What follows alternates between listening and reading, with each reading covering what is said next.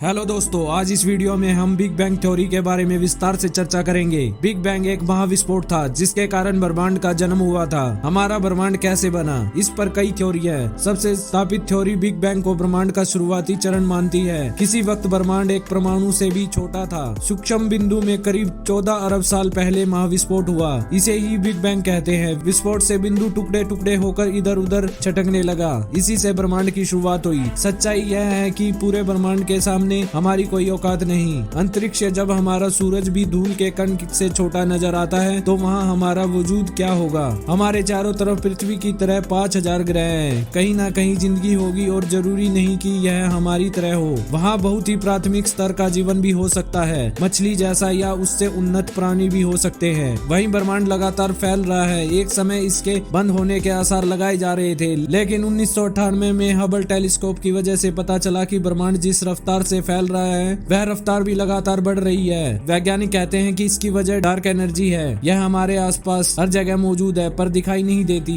इसे हम न तो माप सकते हैं न ही इसकी जांच कर सकते हैं। हाँ, इसका असर हमें महसूस होता है। यह क्या है? अगर यह पता चल जाए तो अतीत, वर्तमान और भविष्य की तमाम गुत्थी खुल सकती है। आखिर में इस ब्रह्मांड का क्या होगा, यह इस बात से तय होगा कि डार्क एनर्जी असल में क्या है। इसी तरह हमें डार्क मैटर का पता है कि यह ग्रेविटी पैदा करता है, पर यह जानकारी नहीं है कि डार्क मैटर बना कैसे है। यह भी दिलचस्प बात है कि यह ब्रह्मांड जितना हमें दिखता है वह समूचे ब्रह्मांड का सिर्फ 5% हिस्सा ही है। बाकी 95% अदृश्य है। इसमें से डार्क एनर्जी 68% है, बाकी 27% डार्क मैटर है, जिसे 1933 में खोजा गया था। यह अणु परमाणु से न बना होकर ऐसे जटिल और अनूठे कणों से बना है जिनके बारे में हमें अभी तक पता नहीं चला है। इस ब्रह्मांड में जितनी भी चीजें हमें दिखाई देती हैं वे सब या तो खुद रोशनी फेंकती हैं या उसे रिफ्लेक्ट करती है। डार्क मैटर ये दोनों ही काम नहीं करता, इसलिए इसे देखना मुमकिन नहीं है। दरअसल डार्क मैटर ही इतनी ताकतवर ग्रेविटी पैदा करता है कि हर आकाशगंगा के सभी तारे उसी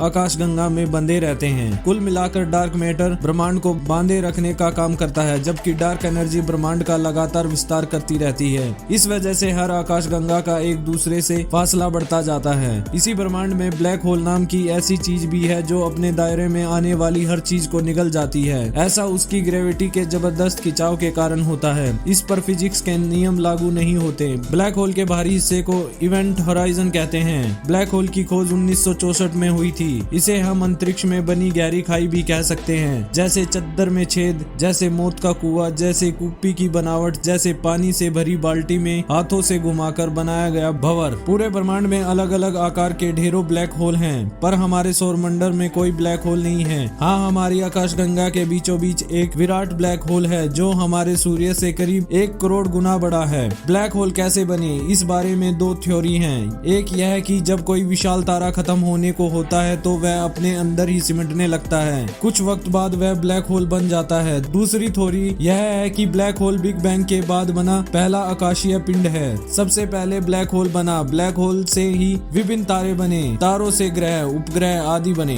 ब्लैक होल में गिरने के बाद चीजें कहाँ जाती है इसका अभी तक पता नहीं चल पाया है। वजह यह है कि ब्लैक होल रोशनी को अपने अंदर जब्त कर लेता है, रिफ्लेक्ट नहीं करता। तभी उस पर रोशनी डालने पर भी घुप अंधेरे के अलावा दूसरा कुछ दिखाई नहीं देता। इसलिए ब्लैक होल का कोई फोटो सीधे सीधे लेना मुमकिन ही नहीं है। ब्लैक होल के बारे में कई जरूरी सवालों का जवाब मिलना भी बाकी है। मसलन ब्लैक होल में गिरी चीजें क्या किसी दूसरे डायमेंशन में चली जाती हैं, या क्या ब्लैक होल दूसरे डायमेंशन में जाने का दरवाजा है? कहीं हम किसी दूसरी दुनिया, किसी दूसरे ब्रह्मांड में तो नहीं पहुंच जाएंगे? जैसे ब्लैक होल है वैसे ही क्या व्हाइट होल भी अंतरिक्ष में है? बिग बैंग से पहले क्या था? किन हालात में बिग बैंग शुरू हुआ और क्यों? पहली आकाशगंगा कैसे बनी? पहला ब्लैक होल कैसे बना?